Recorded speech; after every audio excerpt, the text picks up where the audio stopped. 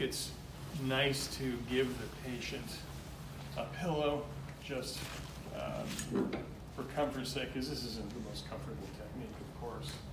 But you're doing this because there's tropism either in the gastroc, so we're talking medial head is what our patient was all about, or it could be anything here, okay? It can also be your tibialis posterior, or your flexor hallucis, or your flexor digitorum, anything deep and medial.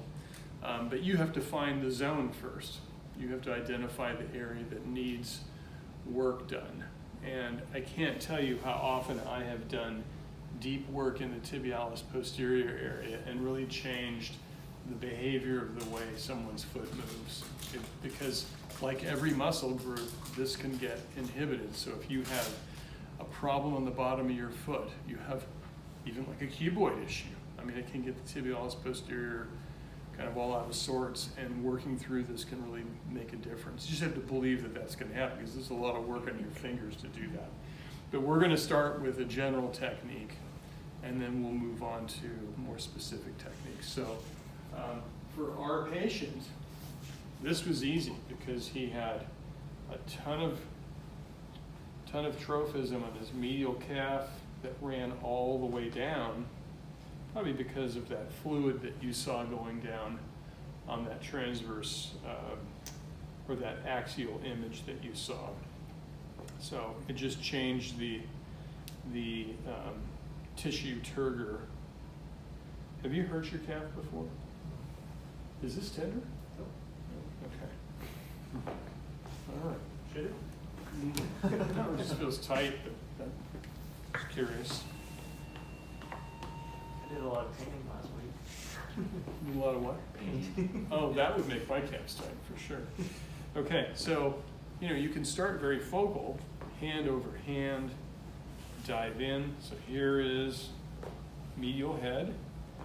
You can dive in nicely, hand over hand, and then just swipe like so. You're just ulnar deviating as you turn your body a little bit, but you have to go deep, and you're going to go slow. And if I hurt you, you tell me, okay? We're good.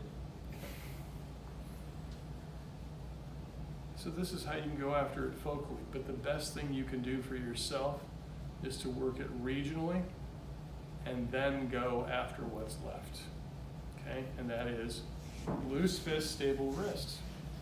So you can start distally. Your pressure is kind of in oblique fashion, dive in. So I'm going across the table obliquely and anteriorly. And I sink in and I just start to move. The one thing, unfortunately, with Aaron, he's got a lot of hair in his legs. And so you have to use just the right amount of goo, because it kind of feels like the hair gets torn out. Free waxing. Yeah, it kind of feels that way a little bit. So if you start to get that sense, Aaron, you'll let me know. So you guys get a sense for how slow this is, right? Mm-hmm. This is not fast. You might get 5 to 10 swipes in and be done, but it'll take some time. And you can imagine, like with our patient, how sensitive this area was. I didn't do this until probably the 4th or 5th week with him, maybe even longer. I had done that kind of lymph drainage for a while on him, and then moved on to things that were not moving well.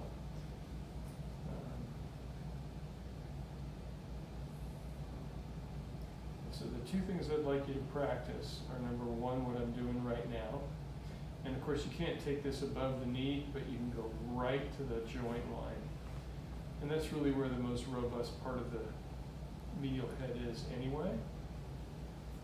And if there's this lateral head, you would just switch to the other side.